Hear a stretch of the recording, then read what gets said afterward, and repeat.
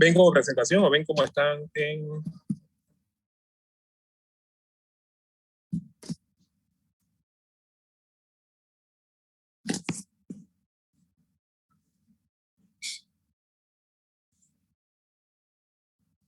¿Se ve bien? Aunque creo que tiene que... Sí, ahora sí se ve bien. ¿Se ve completa o se ve todo lo demás? Se ve al lado los slides. Ay, ¿cómo quito eso? A ver. Disculpen mi ignorancia sobre esto, pero en el iPad nunca he entendido cómo se hace.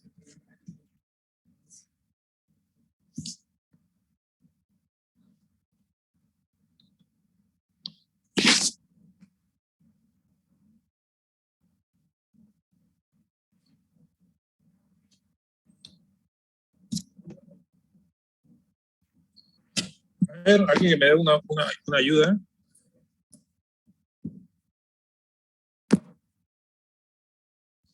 Ah, ok, ya te vi.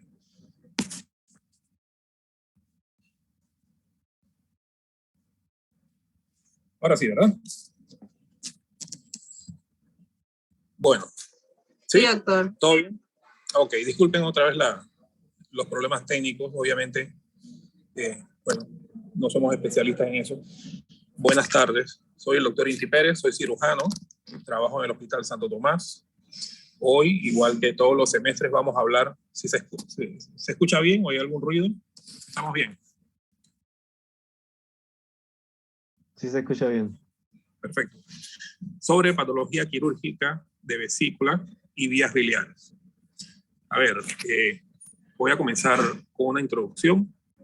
Es un grupo grande, pero como siempre les digo, obviamente esta vía es quizás un poco más amigable para transmitir a una audiencia numerosa, pero en cuanto tengan alguna duda en el camino, pues con mucho gusto lo podemos aclarar. Si hay alguna duda, si hay algún tipo de preguntas, con mucho gusto podemos hacer una pausa y explicarlo mejor.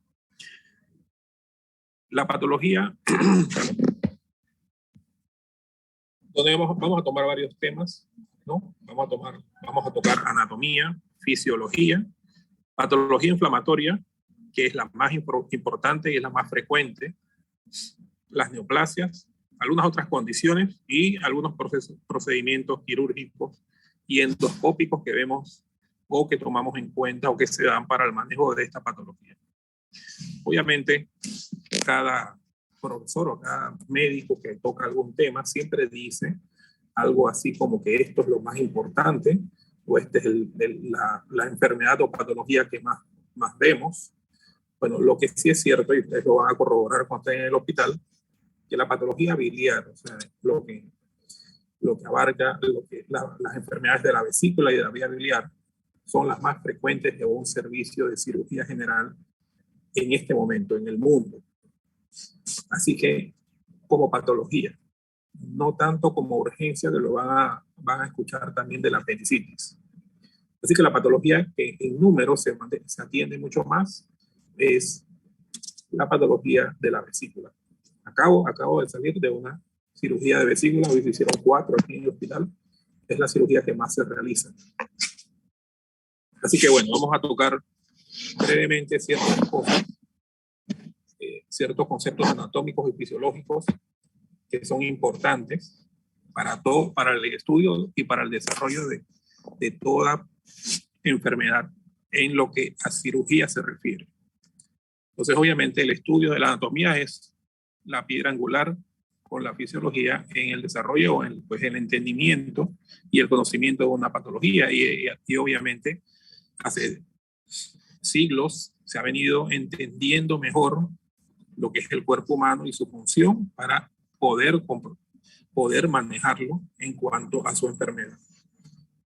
Entonces, ¿qué vemos? Obviamente, lo que vamos a ver aquí es lo más importante, lo que encuadramos en este concepto.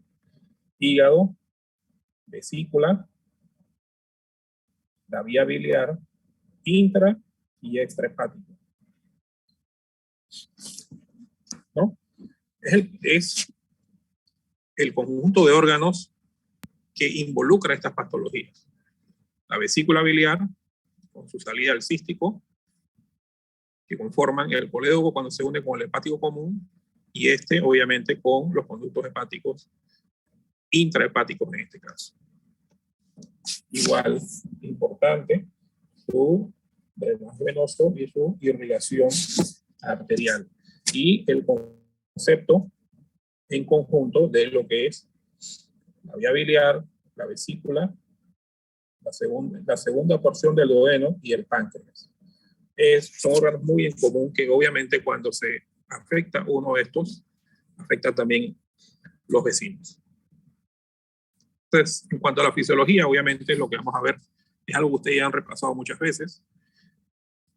El volumen, más o menos, de bilis que se produce en el cuerpo, más o menos de 500 a 1000 cc al día.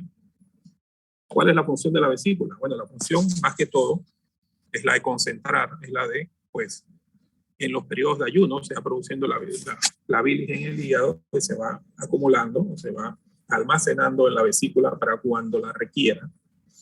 Obviamente, cuando se ingesta, hay ingesta de grasas por la colecistoquinina, hay un efecto sobre la vesícula de contracción, y esta vesícula, pues, obviamente expulsa la bilis hacia la segunda porción del duodeno, que es requerida para lo que es la absorción o para el metabolismo de las grasas en el intestino.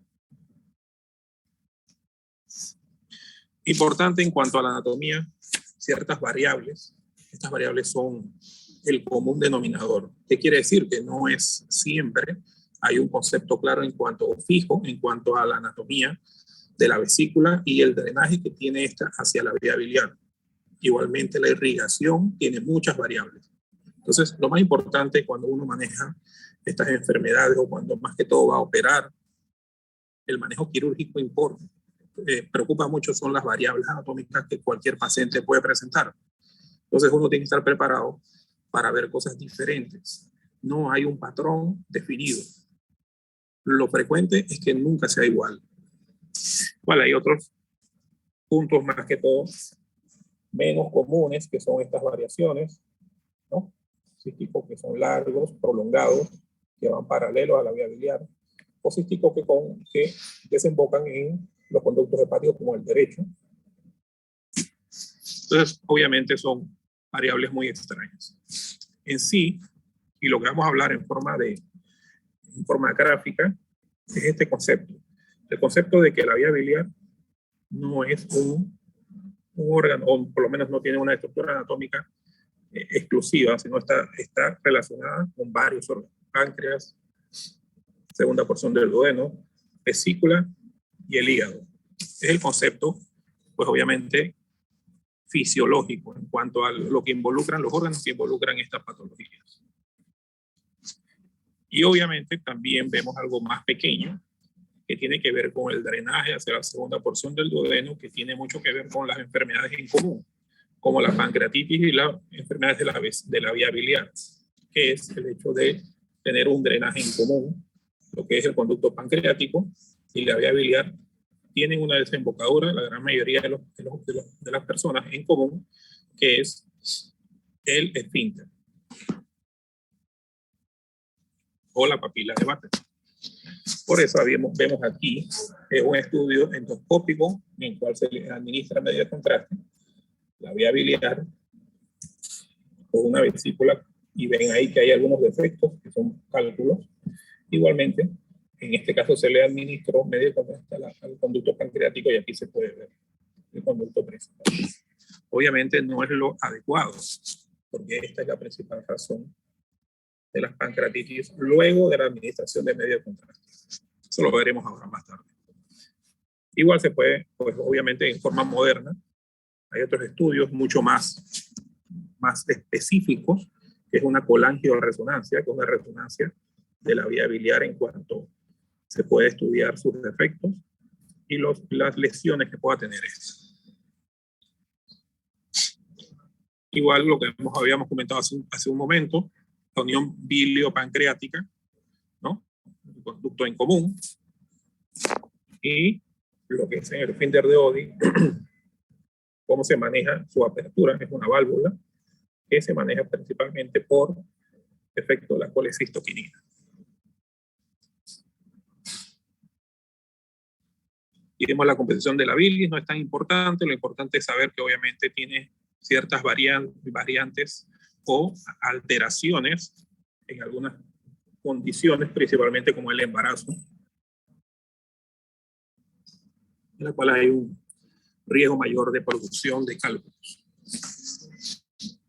A ver, un concepto que muchas veces las personas confunden: no hay diferencia en el riesgo de la persona de tener muchos cálculos, no es que tiene un mayor riesgo de tener una enfermedad o de algo, o cálculos únicos como este, o cálculos en poca cantidad. Esta persona puede tener el mismo riesgo que tiene la persona con un cálculo único. Pues obviamente el problema ¿cuál es? Es la obstrucción del conducto de la salida de la vesícula, que es el conducto cístico. Para todas estas enfermedades se utilizan estudios de imagen. En este momento, esta enfermedad no se estudia sin estudios de imagen. Entonces, los estudios más frecuentemente utilizados, tenemos el ultrasonido, que obviamente es un estudio que es universal prácticamente, que es accesible, es barato, tiene un inconveniente que es operador dependiente, pero pues obviamente tiene mucha sensibilidad y especificidad en cuanto a comprobar la presencia de los cálculos en la vesícula. La tomografía, aunque se utiliza y es bastante accesible, no es el mejor estudio para visualizar o estudiar la vía biliar y la vesícula, pero obviamente muchas veces se hace diagnóstico con esta.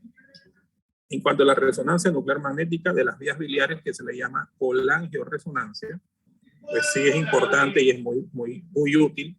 Tiene mucha sensibilidad y especificidad en cuanto a la vía biliar principalmente. Y otros métodos fluoroscópicos, como veremos más adelante, como la CEPRE, que es un método mixto, endoscópico, y también obviamente es un método radiológico en que puede visualizar la vía biliar.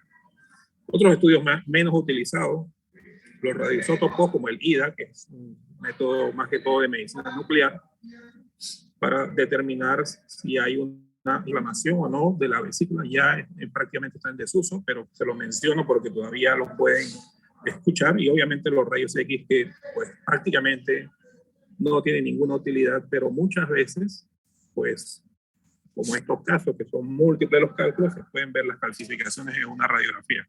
La verdad no es lo usual y no es el estudio de elección en estas patologías. ¿Alguna pregunta hasta aquí? Eso es algo muy general sobre el hecho de las enfermedades que tienen relación con la vesícula y vía biliar. ¿Alguna pregunta?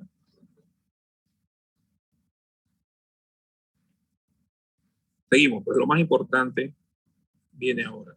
Es el entendimiento de los problemas secundarios a los cálculos en la vesícula, que es lo que determina la patología inflamatoria.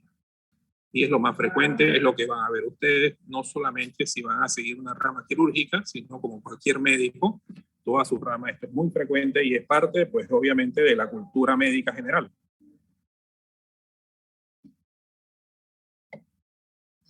¿Cuál es el problema siempre?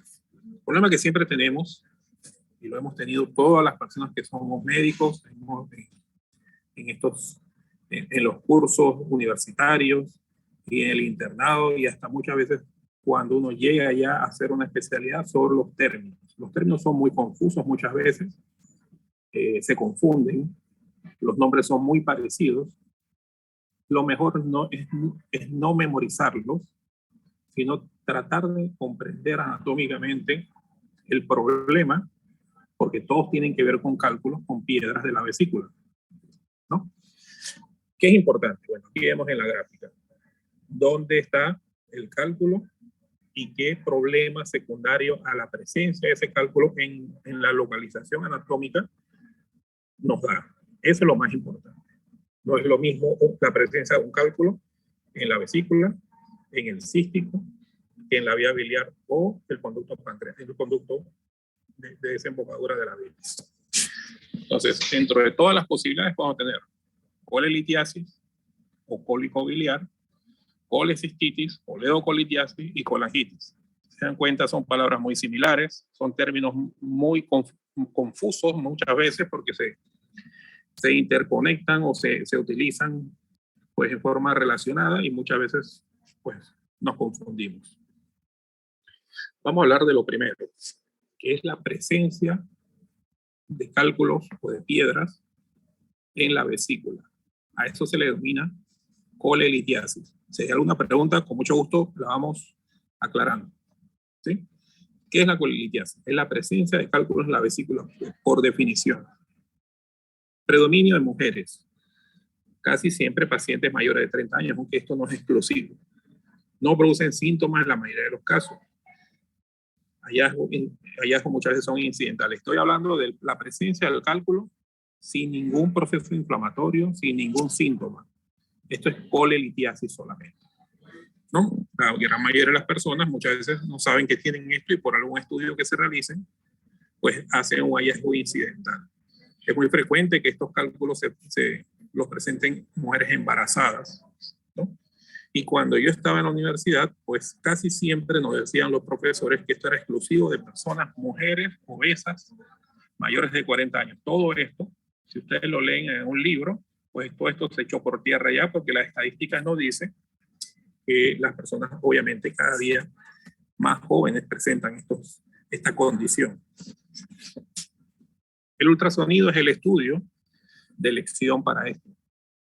Lo que vamos a encontrar es la presencia de cálculos dentro de la vesícula sin inflamación de las paredes, o sea, sin engrosamiento de las paredes, con lo que es la sombra acústica posterior, que aquí la vemos, y sin presencia de líquido.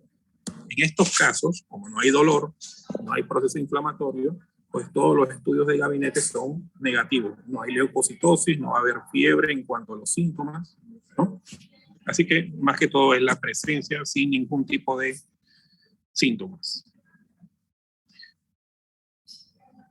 Como vemos en la gráfica, cuando uno de esos cálculos, por la acción de la colecistoquinina, que produce la contracción de la vesícula para expulsar la bilis, si uno de esos cálculos obstruye la salida del cístico, el organismo es muy inteligente. Si la bilis no llega a la segunda porción del duodeno, el estímulo de la colecistoquinina va a aumentar. Y esas contracciones forzadas o forzosas que tiene la vesícula para tratar de vencer esa obstrucción es la que produce el dolor. El dolor es cíclico o tipo cólico. El dolor casi siempre es en el hipocondrio derecho, debajo del reborde costal, y el dolor se irradia hacia la parte posterior y el hombro derecho. Es un dolor clásico. Y esta es la postura de una persona con un dolor secundario a las piedras de la vesícula o llamado cólico biliar. ¿Sí? Es recurrente. Casi siempre se presenta luego de la ingesta de las grasas. Si vemos el cólico biliar, o también definido como colelitiasis sintomática, es un dolor que pasa luego del estímulo de la grasa. Es un dolor que pasa solo con la ingesta de algún medicamento relajante muscular, en este caso, o antiinflamatorio. Entonces, cuando ese estímulo de la grasa que está en el duodeno cede o cesa, la piedra vuelve a flotar en la vesícula. Así que la persona, igual, si se le hace un estudio de laboratorio, no va a tener leucocitosis, no va a haber ningún marcador inflamatorio aumentado, el paciente no va a tener fiebre. ¿Sí?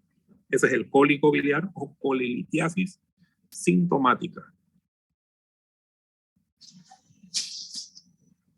Aquí está. Como vimos hace un rato, la piedra que está en este lugar llega, se enclava en el cístico y cuando cede el estímulo, esta piedra vuelve a flotar. Si la persona, en este caso, tiene el bloqueo, hay contracciones bruscas y el dolor cólico. Si esta piedra que está aquí no vuelve a flotar y que queda enclavada, pasa muchas veces, no sé si ustedes han dado ya la clase de apendicitis, ¿ya la dieron?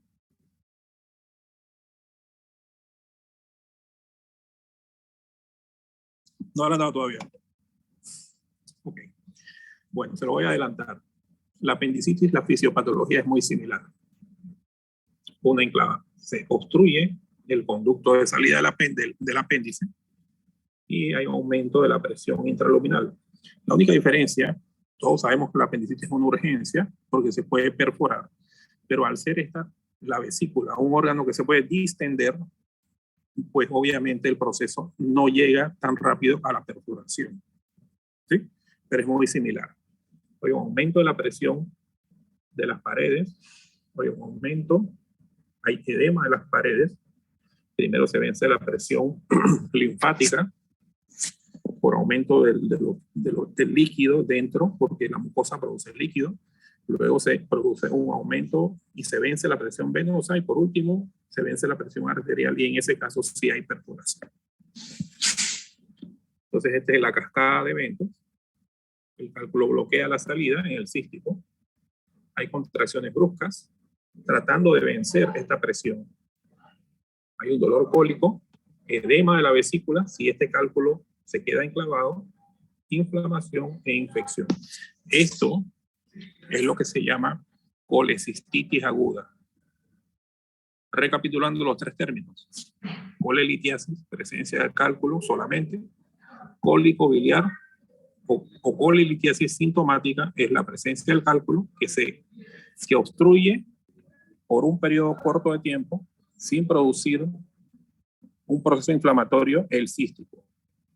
Y la colecistitis aguda, que es obviamente el proceso en el cual el cálculo se enclava en el cístico y queda enclavado y obviamente pues secundario a esto da un proceso inflamatorio local que luego puede pues, obviamente desencadenar la liberación de mediadores inflamatorios produciendo leucocitosis, fiebre, ¿no?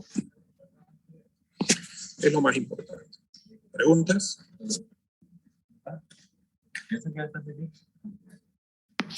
¿Alguna pregunta? Todo claro.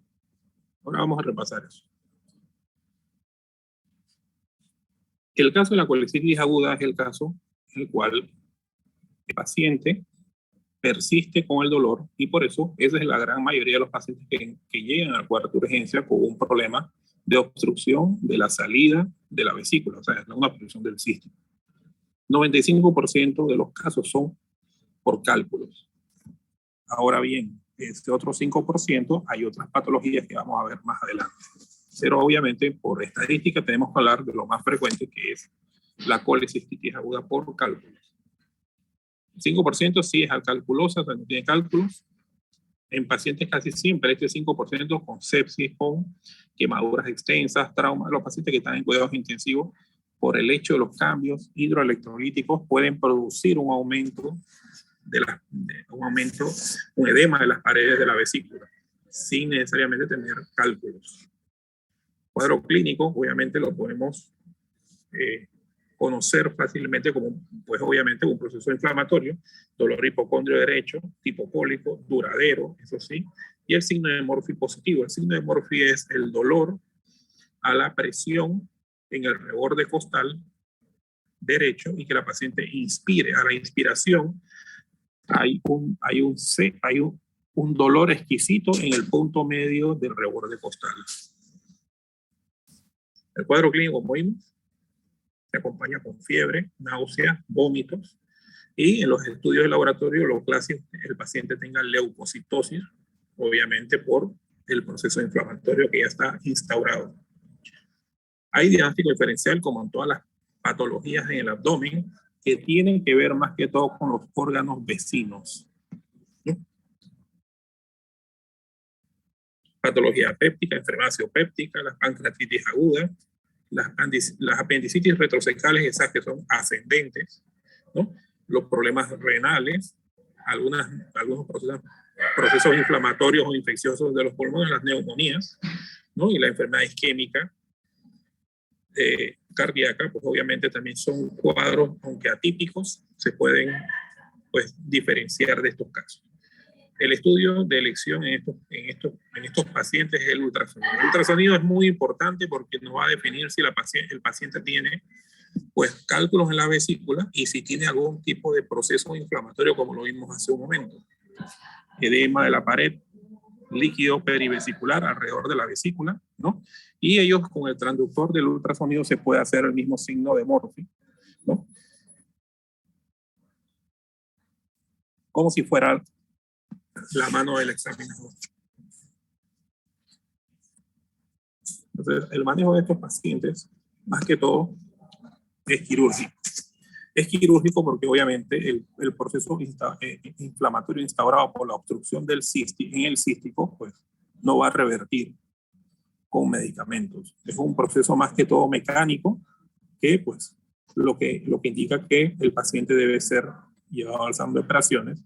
Esto no es un proceso de urgencia como la apendicitis que tiene que ser operado inmediatamente, pero el paciente lo primero que se hace, el manejo inicial en estos casos, pues obviamente la hidratación. Muchas veces están deshidratados porque producen muchas náuseas o vómitos, analgésicos, antiespasmódicos o antiinflamatorios y antibióticos, principalmente la cefalosporina, para pues obviamente combatir el proceso infeccioso ya que puede darse porque al obstruir la salida de la vesícula, la bilis se contamina por bacterias entéricas o por translocación bacteriana y pues puede producir hasta un absceso, lo que se llama un piocolecisto. Esa es una de las preguntas que le van a hacer en el examen. ¿Cómo se llama cuando la vesícula se contamina, la bilis se transforma en pus? Se llama piocolecisto. El manejo de estos pacientes consiste en retirar la vesícula. En estos casos no se retiran las piedras como otras patologías como las renales. En este caso el manejo es definitivo y es retirar la vesícula, ya sea por método abierto, que es lo obviamente menos utilizado en estos momentos, o la vía laparoscópica, que es pues el gold standard o el procedimiento de elección a nivel mundial en esta patología. La cirugía laparoscópica tiene muchas ventajas. Antes, la cirugía abierta era el método de elección en estos casos, antes que se desarrollara la cirugía laparoscópica. Este procedimiento obviamente era mucho más mórbido, sangraba más, la recuperación era mucho más lenta. Estos pacientes pasaban prácticamente entre 5 y 7 días en el hospital luego de la cirugía. El dolor era importante, ¿no? Porque una incisión prácticamente a veces transversa, con una sección de los músculos del recto abdominal derecho. En cambio, la cirugía laparoscópica, el promedio, más o menos es al día siguiente, luego de la cirugía, se puede ir el paciente a la casa. En estos momentos estamos haciendo hasta cirugías de vesícula en forma ambulatoria. El paciente viene, se opera y se va para la casa. La recuperación es mucho más rápida. El control del dolor es mucho menor. Y el tiempo de incapacidad del paciente también es mucho menor.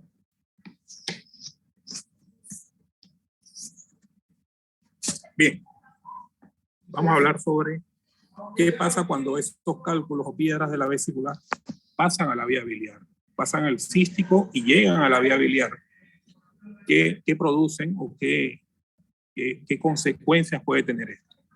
Pues obviamente las piedras de la vesícula pueden producir problemas directamente en la vesícula, como vimos en la colecistitis, un proceso inflamatorio, o pueden pasar a la vía biliar y lo que producen, pues obviamente muchas veces es grave, puede tener consecuencias en la salud y la vida del paciente. Por concepto o por definición, ¿qué es la coledocolitiasis? Es la presencia, ya sea ocupa la vía biliar en forma parcial o total. ¿no? Del conducto. Y producen potencialmente, o producen en su gran mayoría, obstrucción de esta. Pueden presentarse en las vías biliares intrahepáticas o extrahepáticas. Las extrahepáticas es más frecuente. En estos casos, cuando decimos solamente que tiene coledocolitiasis porque está la piedra en la vía biliar obstruyéndola, mas no está produciendo un signo o no está produciendo un proceso inflamatorio, por lo cual no tiene signos inflamatorios. ¿Cómo el paciente se da cuenta? Bueno, como está obstruyendo la vía biliar, eso imposibilita el paso de la bilis hacia el duodeno, el paciente va a estar histérico, ¿no?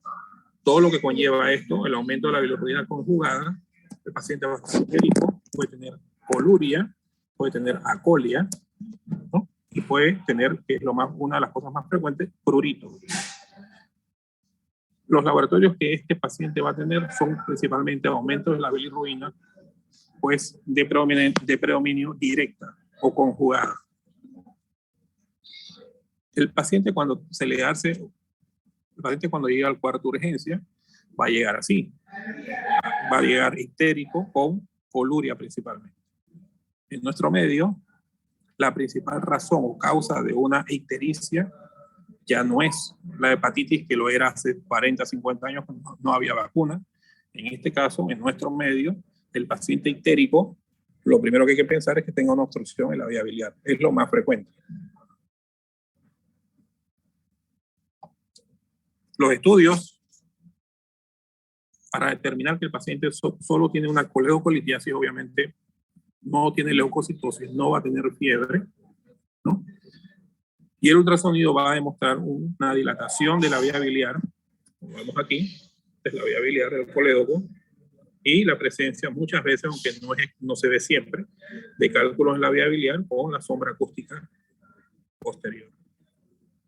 Si tenemos una resonancia, aquí vemos la presencia de los cálculos en la vía biliar. En este caso, pues son múltiples. Igualmente, retrogradamente hay una dilatación de la vía biliar intrahepática. A ver, la otra pregunta que siempre se le hace es, ¿cuánto mide la vía biliar?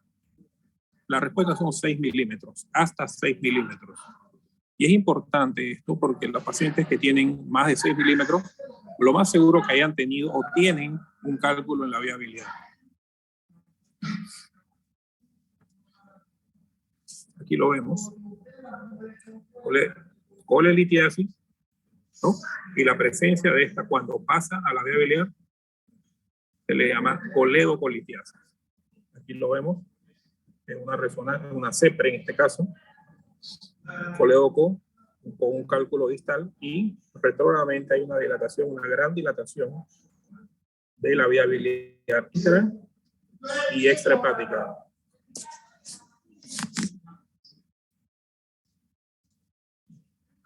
Entonces, ¿cómo manejamos a estos pacientes? Estos pacientes se manejan con CEPRE. La CEPRE, ahora vamos a ver, es un estudio endoscópico que lo que procura es retirar estos cálculos. Primero diagnosticarlos en su posición anatómica y luego retirarlos. Muchas veces se confunden con algo que se llama síndrome de Mirici. El síndrome de Mirici es la presencia del cálculo, en palabras simples, del cálculo, los cálculos en la vesícula, va haciendo presión, esto es forma crónica, sobre la parte más proximal o la parte más vecina a la vía biliar y produce una obstrucción extrínseca de la vía biliar por las piedras de la vesícula. Puede hasta horadar las paredes de la vesícula y producir lo que se llama, en esto sí, una perforación de la vía biliar por la vesícula. Las oblitera y produce, pues obviamente, una comunicación con la vía biliar. Bueno, cuando estas bacterias, con estos cálculos que se encuentran en la vía biliar se contaminan por bacterias entéricas, llámese Escherichia coli principalmente, por las bacterias normales en el intestino, pues obviamente se produce un proceso inflamatorio infeccioso conocido como colangitis, ¿no? Que es una infección ascendente de la vía biliar, puede tener repercusión sistémica y obviamente es por la obstrucción parcial o completa de la vía biliar. Los organismos más implicados en esto, más frecuentes, pues la E. coli, Klebsiella, ¿no? Que son los órganos más que todo entéricos. En este caso, la presión de la vía biliar aumenta, secundaria a la obstrucción, se dilata la vía biliar, ¿no? Y pues obviamente hay pus, es un proceso infeccioso, inflamatorio, que produce cambios locales, aumento, edema de la vía biliar, líquido alrededor de la vía biliar, dilatación, como vimos, pero también puede producir, obviamente, cambios sistémicos por la liberación de mediadores inflamatorios. Si ustedes van a ver en los libros, hay una cosa que se llama la triada de Charcot, que es fiebre, dolores hipocondrio derecho e ictericia. Eso es lo que define o lo que definía en los tiempos que no habían estudios de imagen la presencia de una colangitis.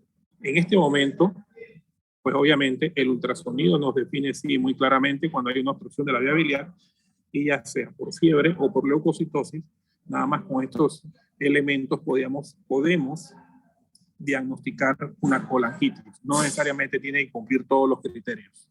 Los menciono porque muchos libros, obviamente, y muchos médicos le van a preguntar cuál es la triada de Charcot. Mas en este momento no es necesario tener los tres elementos para hacer un diagnóstico de colangitis. Colangitis es obstrucción de la vía biliar o algún elemento que nos dé para pensar que hay un proceso inflamatorio infeccioso. Leucocitosis, ¿no? Aumento de procalcitonía, aumento de cualquier mediador inflamatorio. E ictericia, perdón, también.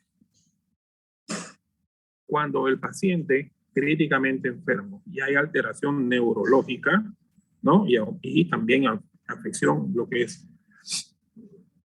con la presión arterial o taquicardia, o sea que hemodinámicamente está comprometido, el paciente se le llama esto la pentada de Reynolds.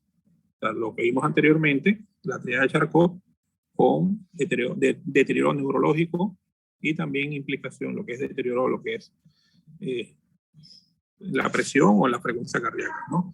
O sea, que esté hemodinámicamente inestable. Aquí lo vemos. Lo que hablamos hace un momento, todo lo que es el cuadro clínico, laboratorios y obviamente el estudio de imagen que se realiza, el ultrasonido, con la angioresonancia y CEPRE. La CEPRE es importante porque es el manejo inicial de estos casos. A ver, ¿qué hacemos con estos pacientes? Obviamente hidratarlos. El paciente tiene que recibir antibióticos. Si no responde y su condición no mejora ante estas dos situaciones, lo que se realiza es lo que llamamos CEPRE. ¿CEPRE qué es? CEPRE es un procedimiento endoscópico que va a tratar de liberar la obstrucción, extrayendo los cálculos de la vía biliar, pero en forma endoscópica. Esta es la CEPRE, un procedimiento de elección para el manejo inicial de una colangitis. Se introduce un endoscopio, es un endoscopio especial porque tiene visión lateral para llegar anatómicamente al lugar donde se encuentra la papila. En este momento, podemos aquí introducir un catéter y extraer los cálculos. ¿Cómo lo extrae? Esto que ven aquí es una canasta. Ahí está el catéter. Lo rodea con la canasta y lo extrae completamente. Igualmente, eso tiene un aditamento que es como una cuchilla, un cauterio, que abre la papila para que pueda, pues obviamente, dilatarla y poder drenar todo lo que se encuentra en la vía biliar, que la mayoría de las veces es pus.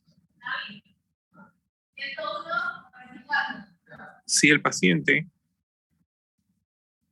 pues obviamente no se le puede realizar una CEPRE, el método de elección ya sería un método percutáneo, en el cual uno introduce un catéter percutáneo transhepático hacia la vía biliar para poder drenarla. Él, pues obviamente uno de los principios básicos, pues, universales en cirugía.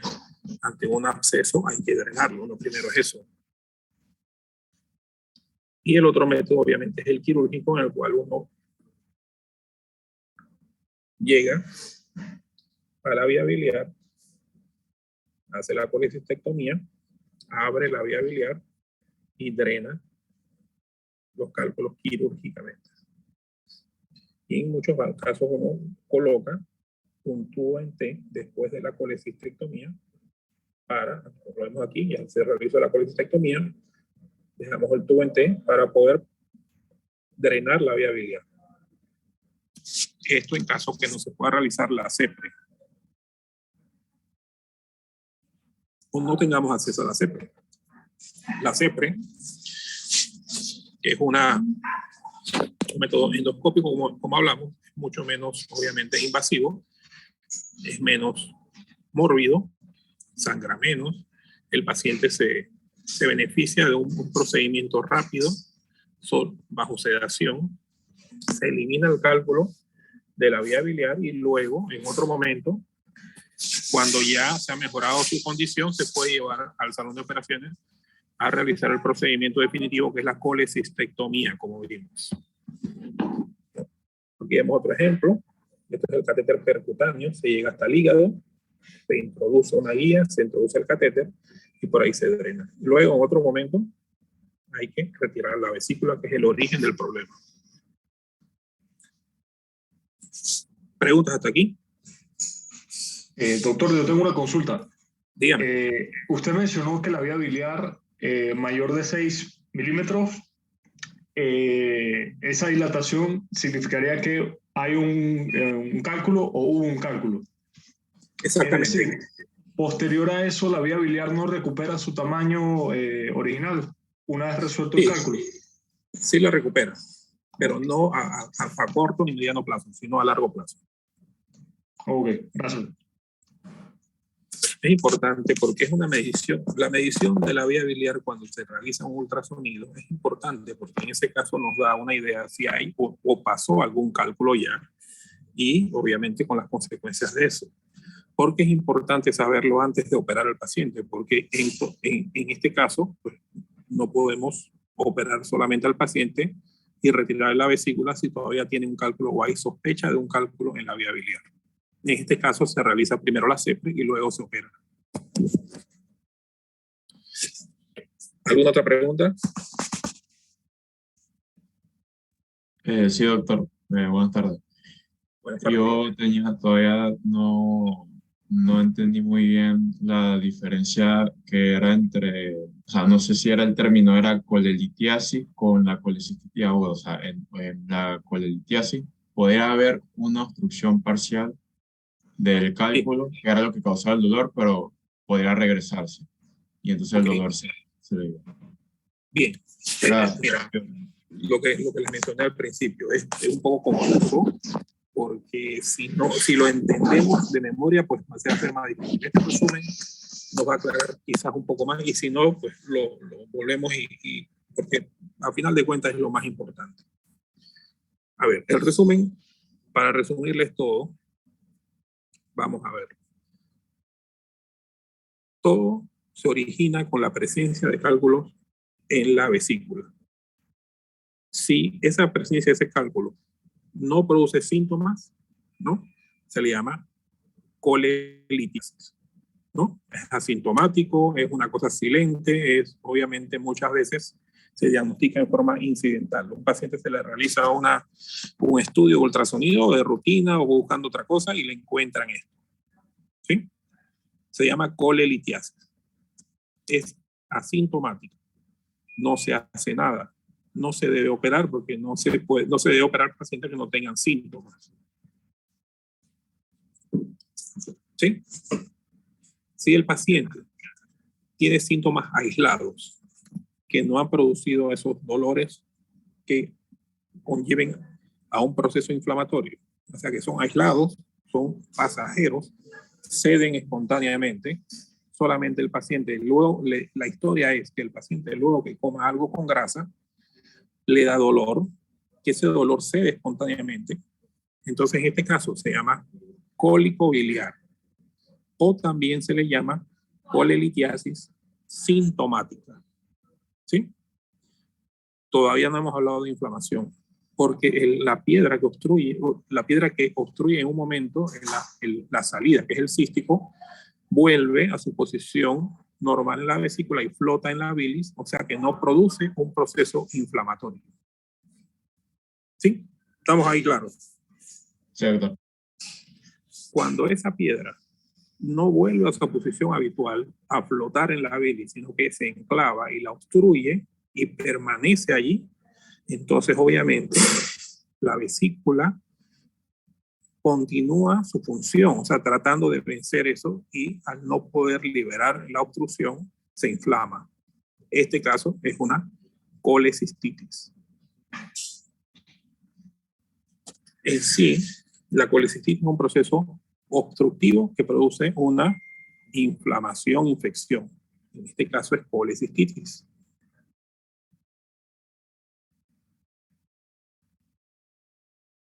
¿Está claro hasta aquí? En este caso sí hay un proceso inflamatorio y los mediadores inflamatorios aumentan produciendo leucocitosis, ¿no? Puede producir fiebre, escalofríos.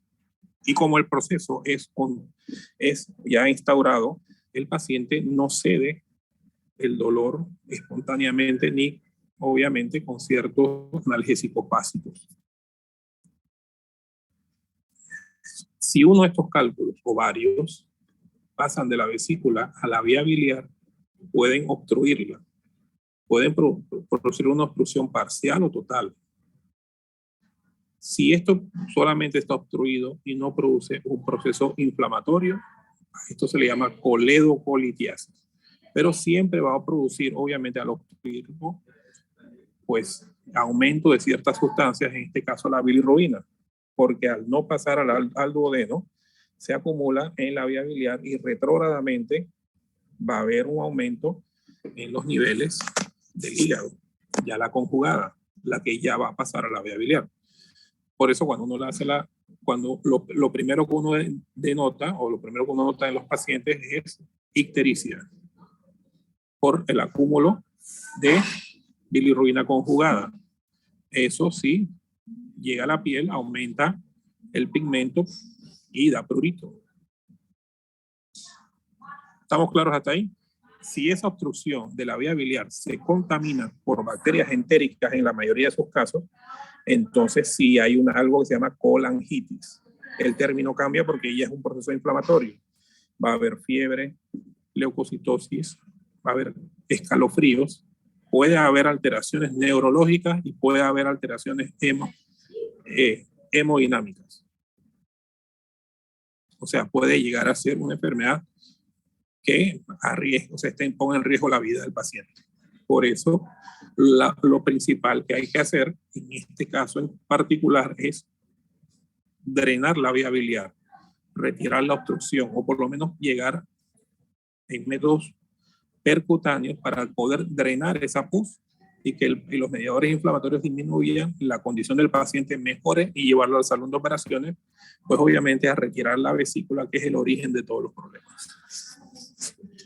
¿Preguntas hasta ahora?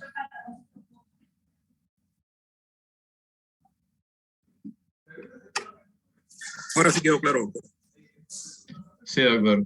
Y una vez se habla de la colecistitis aguda, ese cálculo puede, o sea, digamos que está yendo ya hacia el salón de operaciones, o sea, ese cálculo puede volver a regresar. Eso sucede. A ver, otra vez la pregunta, disculpa. En la colecistitis aguda, que es cuando ya hay una obstrucción persistente y empieza la inflamación, ¿no? O sea, en camino, digamos, al salón de operaciones, o sea, sucede que ese cálculo deja de obstruir, o sea, se regresa. O sea, suceden esos procesos. Sí, puede suceder, pero obviamente el proceso inflamatorio ha causado ya, pues, obviamente cambios en la vesícula, y hay un aumento de los líquidos alrededor de la vesícula, hay un proceso inflamatorio, hay adherencias. Ahora le voy a poner un video y voy a poner la diferenciación entre una vesícula inflamada y otra que sí, una inflamada y otra que no, perdón, para que se den cuenta que, pues obviamente hay razones por las cuales el paciente tenga dolor y molestias, y eso solamente se soluciona con la cirugía. Es muy diferente una cirugía de una vesícula inflamada a pues, una cirugía de una vesícula no inflamada. Listo. Gracias. Bueno, a ver, esto es otro resumen que siempre les comento a los internos cuando llegan acá al hospital, porque ya denota cierto manejo en el caso. Y es importante que ustedes vayan viendo esto, porque hay que ser un poco más práctico en cuanto a lo de las patologías. Muchas veces nosotros en la universidad nos acostumbramos a hacer diagnóstico, pero lo importante es que el paciente cuando llega al cuarto de urgencia llega con una molestia, y nuestra posición muchas veces ya es el diagnóstico, pero el paciente viene con dolor, y lo que le importa y le preocupa es, pues obviamente, que tenemos el dolor. Si recordamos todo lo que hemos hablado, esta patología tiene mucho que ver con los estudios de imagen. Así que al hacer el estudio de imagen tener un diagnóstico, pues ya podemos pues darle algo para disminuir el dolor, porque sí, pues sí se le puede dar al tener un diagnóstico. No es que vamos a esperar operar al paciente para que se le quite la molestia. A veces el paciente lo operamos al día siguiente o 2 días después. Así que no es justo tampoco dejarlo así. Entonces, hablamos de la colitiasis asintomática, o sea, es la persona que tiene cálculos en la vesícula y no tiene síntomas. Ya vimos que no tiene dolor, no tiene fiebre, no tiene ningún signo inflamatorio. El manejo de estos pacientes expectantes se le da, pues obviamente, recomendaciones, se le da información de qué es, se le da información de que en qué momento le puede molestar y darse cuenta tempranamente, principalmente con la ingesta de grasas.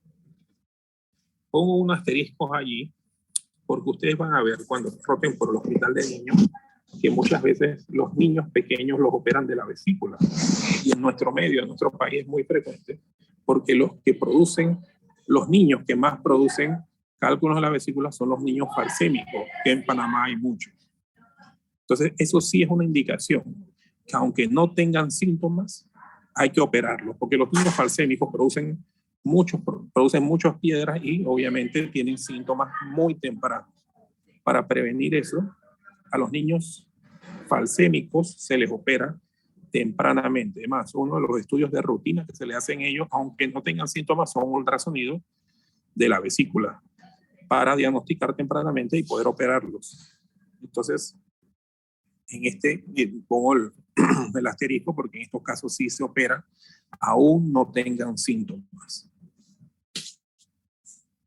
Entonces, los pacientes que tienen colitiasis sintomática o cólico biliar, y recordemos, es un dolor esporádico, pero no conlleva un proceso inflamatorio, esos son los pacientes que ustedes como médicos deben referir a la consulta a un cirujano para que se opere electivamente. Este es el paciente que tiene cálculos en la vesícula, pero no inflamada, la vesícula no inflamada, y se operan electivamente, o sea, se programa su cirugía porque obviamente ya han tenido síntomas. La responsabilidad del médico es cuando lo diagnostica, pues darle las recomendaciones. La principal recomendación, no comer grasas. Si no hay ingesta de grasas, no hay estímulo para la contracción de la vesícula. Estos pacientes se mandan a la consulta externa. No se hospitalizan ni se manejan como urgencia porque no lo son. Los pacientes que sí se obstruye la salida en el cístico y producen un proceso inflamatorio, fiebre, leucocitosis, ¿no? Náuseas, vómitos, escalofríos, estos pacientes hay que hospitalizarlos y se operan como una urgencia. Se realiza una colecistectomía de urgencia, ¿no? Y estos son los pacientes que son difíciles técnicamente para manejar porque la vesícula tiene muchos cambios inflamatorios. O sea, hay sangrado fácil, hay adherencias, ahora lo verán. Entonces, la coleocolitiasis, que es la presencia de los cálculos en la vía biliar, ese es un paciente que aunque no tenga cambios inflamatorios, se debe manejar intrahospitalariamente porque la posibilidad que esa obstrucción produzca un absceso, o sea, una colangitis, una contaminación de la bilis es grande. Por eso esos pacientes se manejan intrahospitalariamente y obviamente los pacientes con colangitis mucho más. ¿Estamos claros?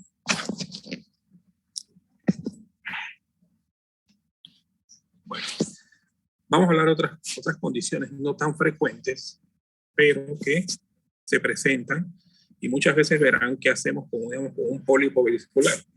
Un pólipo, pues más que todo son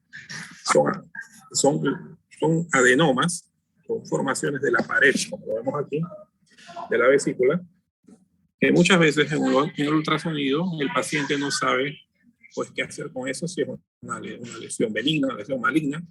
En forma práctica, muchas veces son pólipos de colesterol, ¿no? Pero siempre el riesgo es tener cáncer, un adenocarcinoma. No son frecuentes en la vesícula. Entonces, en regla general, y esa es otra de las preguntas que le hacen en los exámenes, ¿cuánto mide el pólipo? ¿Cuál es la indicación de colecistectomía en cuanto al tamaño del pólipo? O sea, ¿cuánto debe medir el pólipo para indicar una colecistectomía? La respuesta es 1 centímetro. Todo pólipo mayor de 1 centímetro hay que hacer colecistectomía. ¿Está claro?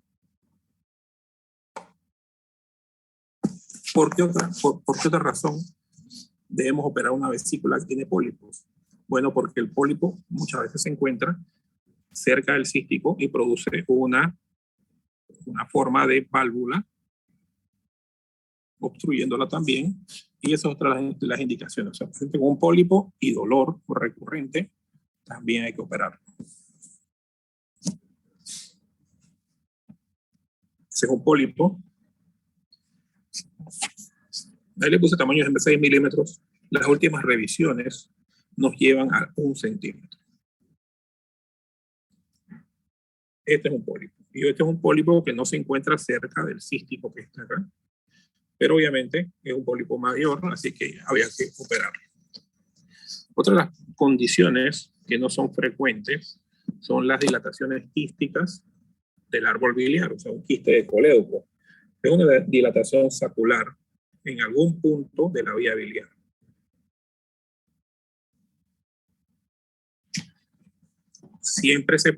Casi siempre se presentan en el sexo femenino.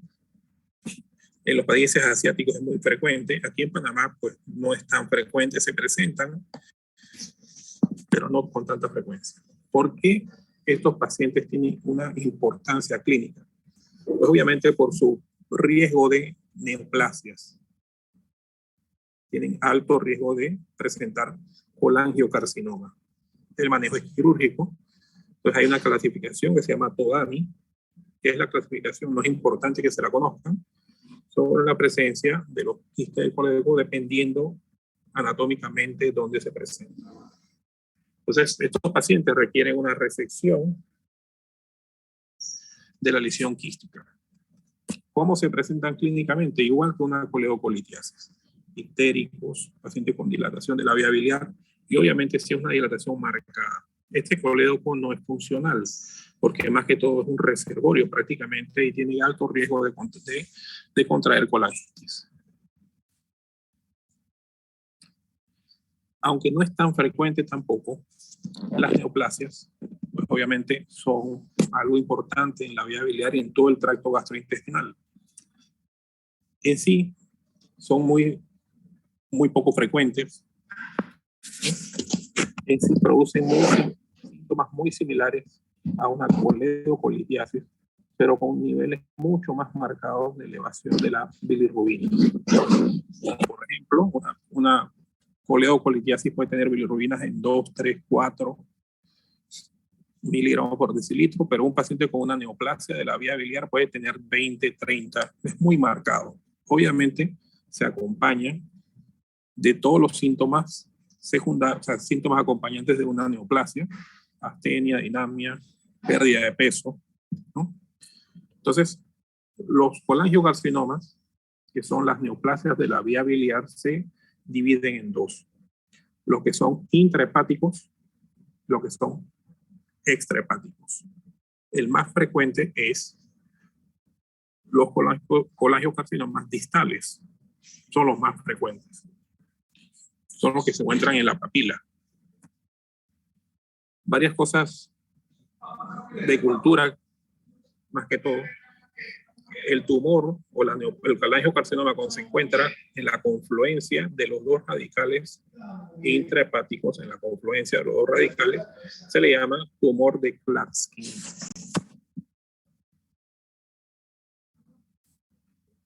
Pero el más frecuente es el de colédoco distal.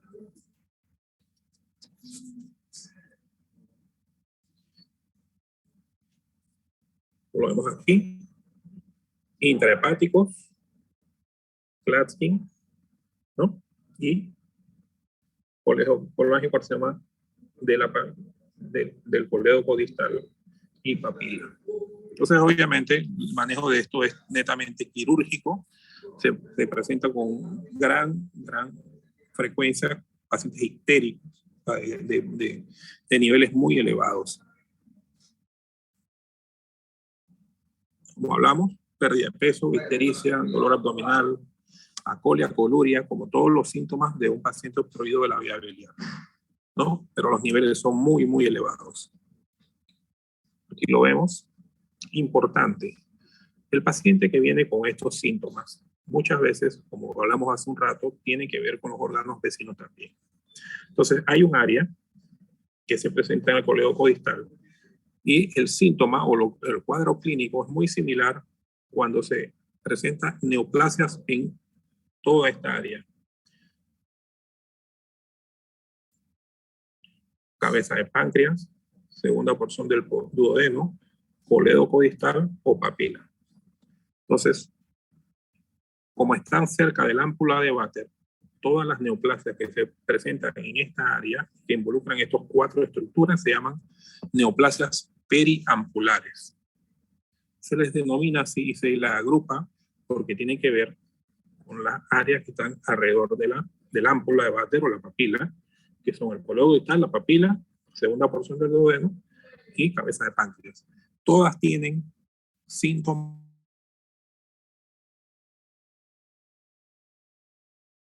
manejan quirúrgicamente de la misma forma, con una resección en bloque de toda la vía biliar, vesícula, segunda porción del duodeno y cabeza de páncreas. Por eso se le denomina neoplasias periampulares. Ya he escuchado una operación de Whipple. La operación de Whipple es la cirugía, en cirugía general, la más amplia o grande, dura 6-8 horas. Esta es la cirugía más grande que involucra todos estos órganos. Esta es las neoplasias periampulares. Toda neoplasia que se encuentre en esta área anatómica produce síntomas muy similares y se maneja de la misma forma, siempre y cuando es resecable. Tristemente, la gran mayoría de los pacientes, cuando se le hace un diagnóstico, ya tiene tanto avance que es irresecable.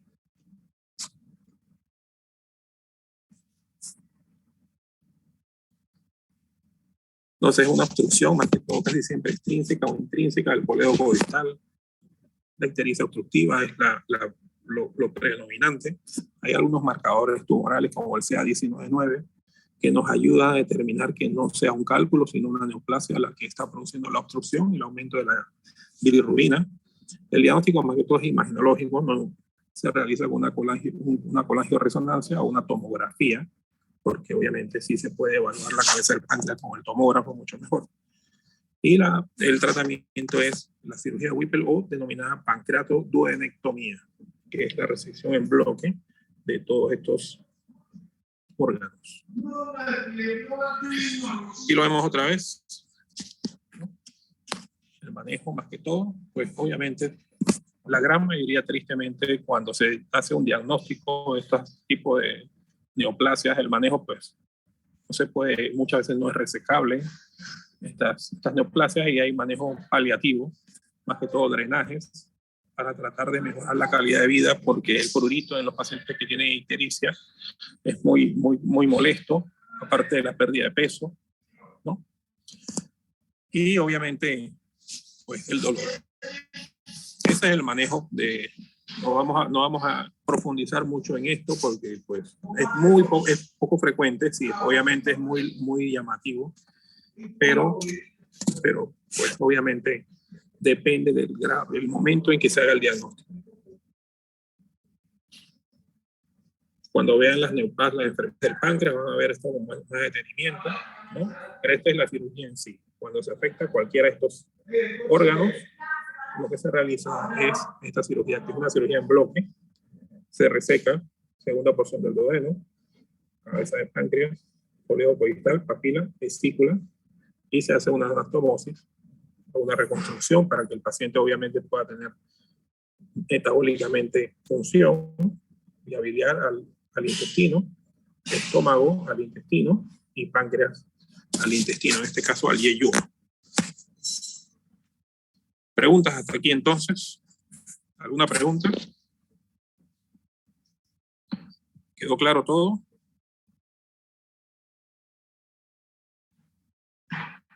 ¿Podría repetir cuáles son los órganos que se resecan en la operación de Whipple? Sí, aquí están. Los órganos, como le dije, las neoplasias periampulares son los órganos que están afectados alrededor o cercanos a la ámpula. Esos son el ámpula, o sea, la papila, coledocoistal, segunda porción del duodeno y cabeza de páncreas.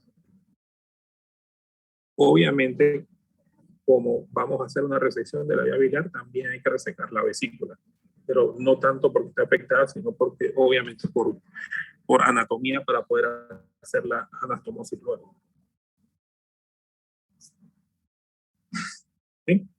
Luego de esto hay que hacer una reconstrucción de lo que es el tracto gastrointestinal, porque hemos retirado la segunda porción del duodeno y hay que anatomosarlo porque ya no tenemos drenaje del estómago, se hace así, con el yeyuno. O sea, se drena la vía biliar, el estómago, el páncreas, directamente al yeyuno.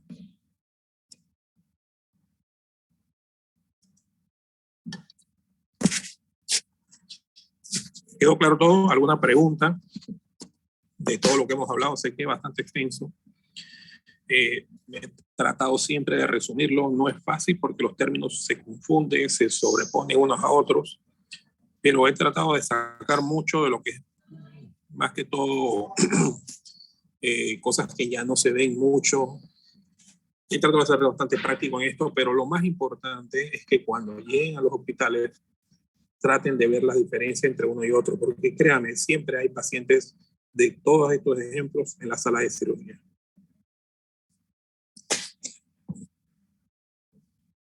¿Alguna pregunta?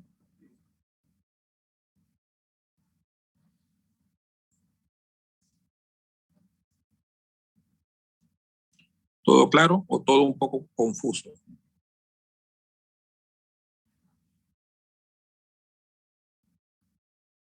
Todo claro, doctor. ¿Sí? Ok, ojalá tengamos la oportunidad. Muchos de ustedes van a rotar acá. De antemano son bienvenidos en lo que podamos ayudar siempre. En lo que yo soy un grupo grande y pues el doctor Victoria ha hecho un gran esfuerzo y los que están coordinando las rotaciones, un gran esfuerzo para que ustedes todos tengan pues algo de eso que nosotros siempre tuvimos, es el roce con el hospital, con los pacientes, y pues en lo que pueda ayudarlo con mucho gusto estamos a la orden. A los que puedan pasar por el Hospital San Tomás, pues bienvenidos de antemano y que pues en lo que pueda ayudarlos todo el servicio y pues siempre estamos a la orden. Le doy las gracias y le doy pues nuevamente disculpas por las cosas técnicas, pero dentro de todo pues la visión de todo es que ustedes puedan tener todo lo mejor y que estén siempre con, pues, tengamos siempre para ustedes lo mejor que podemos dar. Les agradezco mucho.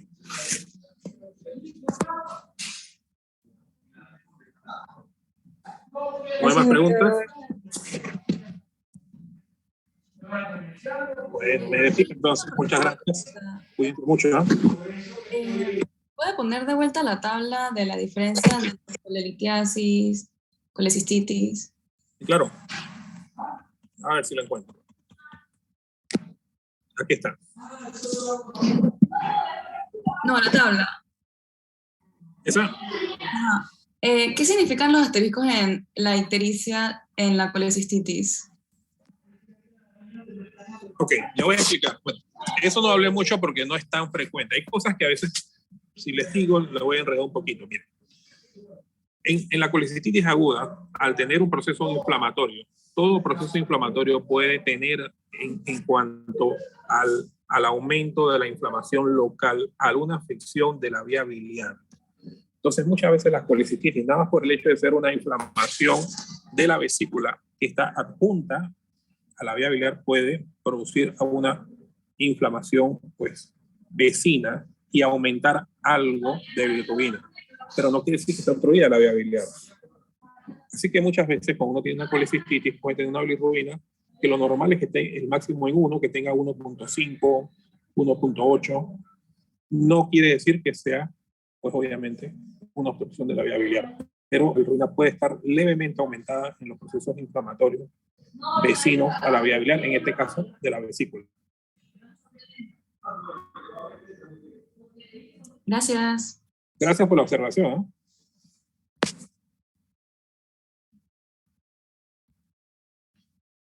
Bueno, ahora sí. Diga.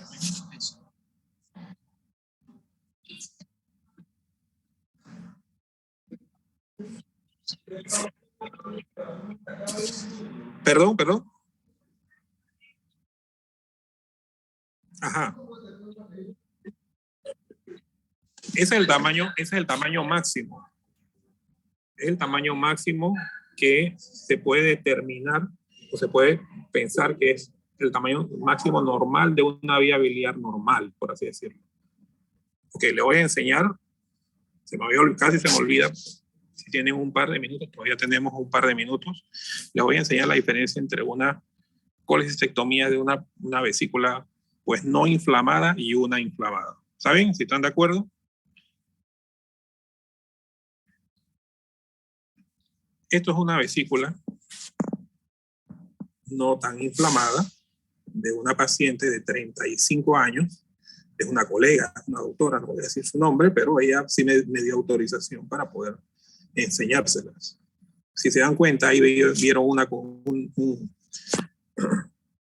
cuerpo pequeño, era un hallazgo incidental, le tomamos biopsia al final, pero esto es un paciente que ha tenido dolores esporádicos. Si se dan cuenta, tiene algo de adherencia, que es la que estamos liberando inicialmente. Todas estas adherencias se dan con los procesos de obstrucción. Obviamente no son muchos. Aquí lo primero que vamos a localizar es el conducto cístico. Anatómicamente se puede diferenciar cuando no está inflamado. Cuando está inflamado es un poco más difícil, como lo vamos a ver ahora. Pero obviamente uno ve todo magnificado. Si se dan cuenta que el único lugar donde uno ve la vía biliar verde es en el néter, ¿no?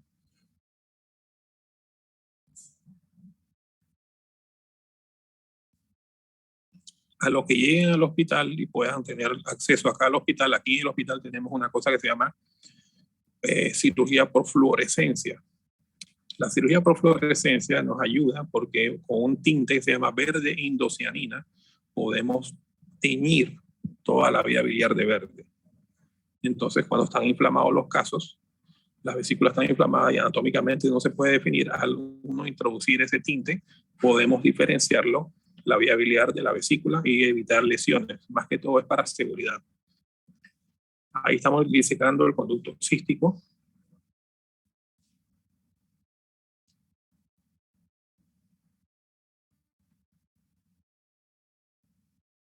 Que obviamente toda la vesícula, como todos los órganos, está rodeado de peritoneo y es lo que tenemos que disecar.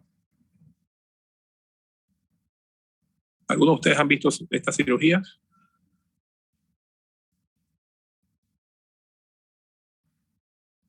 ¿Ninguno todavía?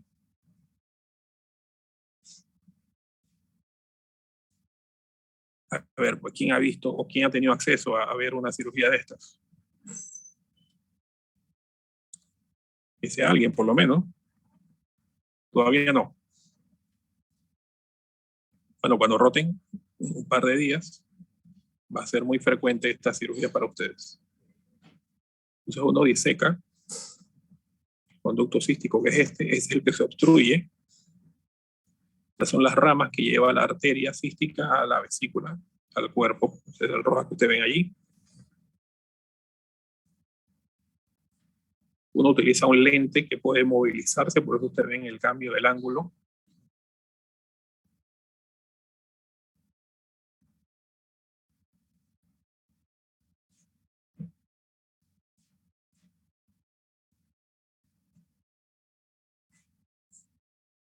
Ahí abrimos ya y separamos la arteria del conducto cístico.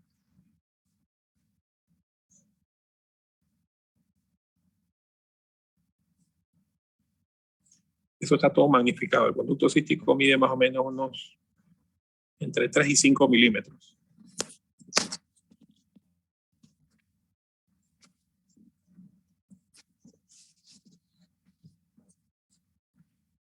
Entonces ya disecado, podemos separarlo. Tenemos la arteria y el conducto cístico separados ya. Y antes de resecarlo, uno le coloca unas grapas para cerrarlo.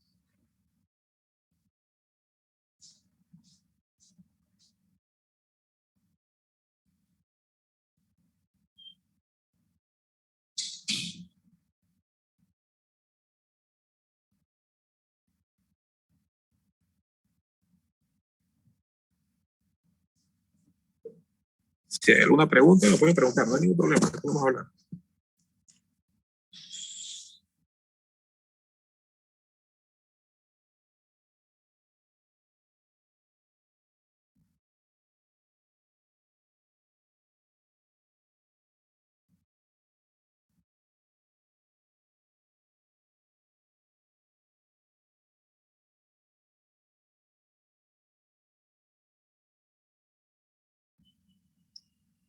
Son clips de titanio que se lo colocan para poder cerrar el conducto cístico.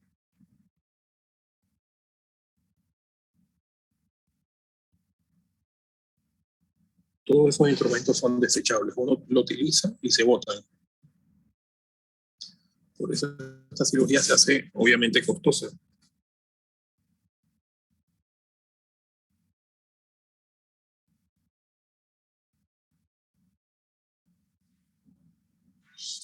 En este caso, ya tenemos separado el conducto cístico y la arteria cística. Este caso en sí es anatómicamente la conformación de la arteria y el conducto cístico es la más usual. Y ahí lo separamos y lo único que queda o resta es separar la vesícula de su lecho, del lecho hepático. Y lo realizamos haciendo pues una disección con cauterio.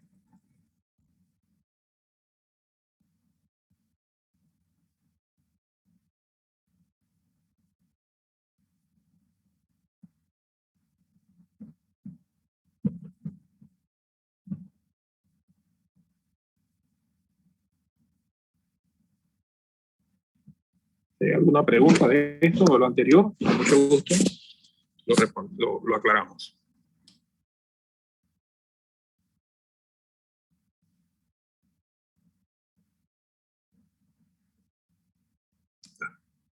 Bueno, vamos a adelantar al otro, que es el caso, que es un caso inflamado. Esta es una vesícula de una colecistitis aguda.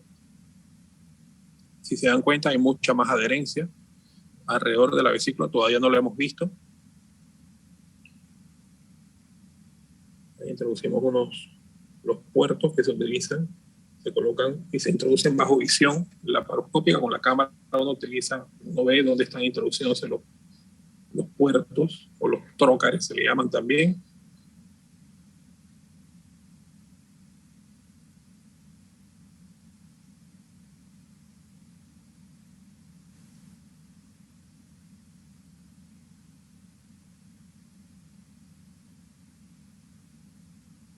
Obviamente con cuidado de no lesionar órganos vecinos o otro órgano, principalmente los intestinos. Si ustedes ven, hay mucho espacio. Ese espacio lo da el CO2 que uno instila. O sea, uno introduce CO2 para hacer un espacio en la cavidad abdominal.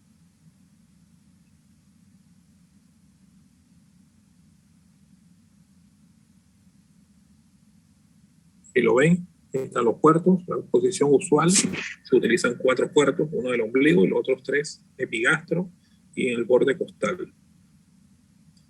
Se dan cuenta, obviamente está todo inflamado. Esa es una vesícula de un paciente con una colecistitis aguda. Se dieron cuenta que es muy diferente a la anterior. Hay mucho tejido inflamatorio.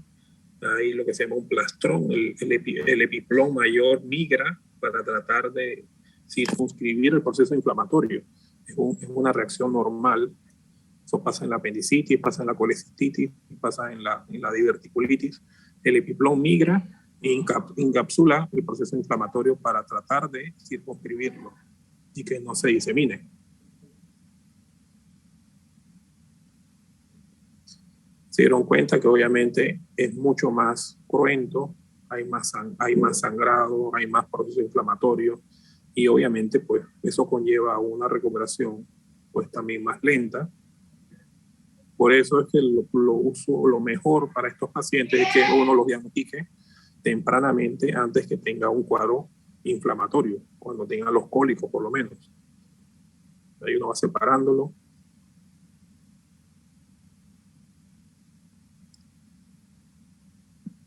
Ven el líquido, las paredes de la vesícula están engrosadas, hay líquido alrededor de la vesícula, eso se ve en el ultrasonido.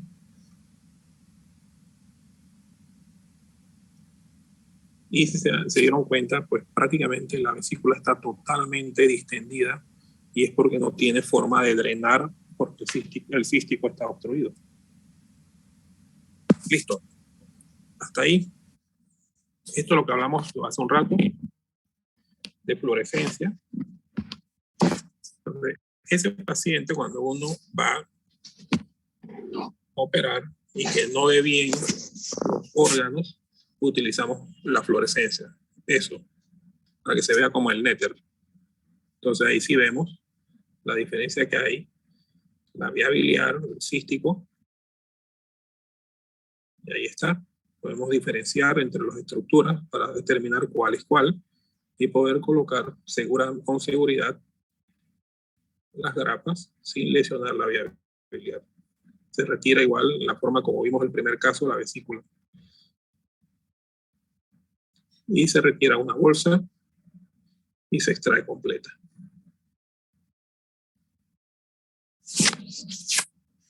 Listo. Ahora sí, ¿alguna pregunta? ¿Vieron la diferencia entre una vesícula, pues obviamente no inflamada y una vesícula inflamada? Es una diferencia importante y obviamente técnicamente es más demandante operar un paciente con una vesícula, con una colecistitis.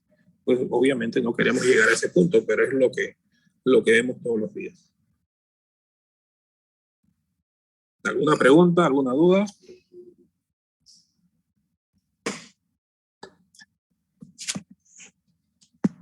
Todo claro, ahora sí.